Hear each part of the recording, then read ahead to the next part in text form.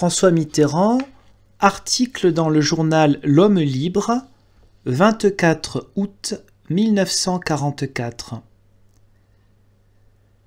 Le long de l'avenue fastueuse, où le goût, la mode et la publicité ont composé le visage unique des grandes choses, je vais en ce matin d'août. De la concorde vide s'élève le dialogue des armes. Mitraillettes aux détonations brèves et assourdies, mitrailleuses aux coups qui se prolongent en écho. Les passants collés aux immeubles attendent que le combat cesse. Des chars ennemis cernent le rond-point. Des ordres gutturaux s'échangent. Tout à coup je vois le grand palais qui brûle. De lourds tourbillons de fumée s'échappent des toits crevés vers le ciel plus lourd encore.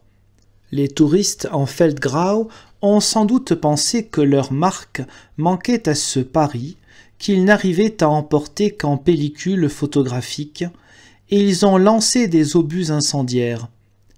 Pauvre toi dont le dos arrondi apportait à la noblesse d'alentour la note d'une époque où l'art était bourgeois et triste. Voici que j'ai eu pour eux un regret. On s'habitue facilement aux rides et aux imperfections des êtres qu'on aime. Et ce Paris qui se défait, je le découvre en même temps. Chassons les souvenirs.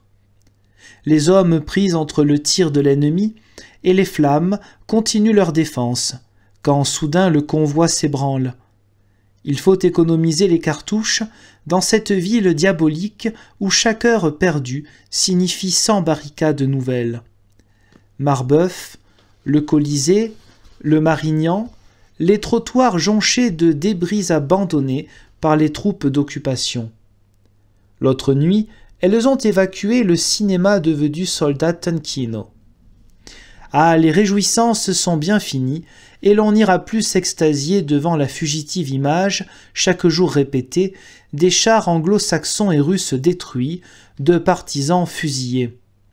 Scène curieuse, en ce quartier de luxe où tout respire le confort, quelques silhouettes se sont glissées, ont pénétré dans l'immeuble délaissé et en ressortent pliées sous le poids d'une table ou gonflées par des matelas et du linge.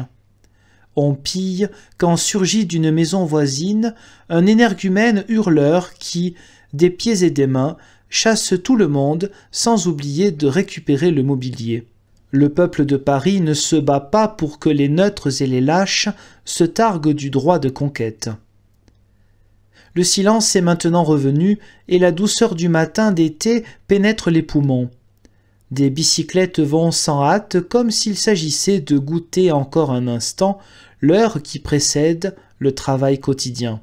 Pourtant, de loin en loin, des claquements se mêlent et se confondent. La guerre est là.